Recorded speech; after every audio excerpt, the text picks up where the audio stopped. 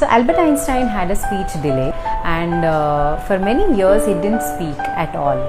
So once they were on a vacation and all the extended family was there together, all the cousins were playing together, Albert Einstein was sitting silent. And one of the uncle made a comment saying that, oh, see, when every child is playing, laughing, enjoying, this child is sitting in a silence and doing nothing at all. He won't be able to do anything with his life.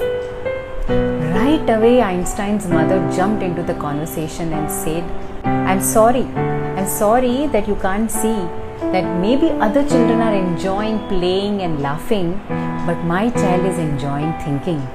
He's constantly observing. Maybe he's not saying anything, but he's constantly thinking and observing.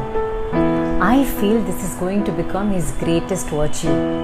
I think my child is going to become a great professor one day. Maybe you can't see that, but I can.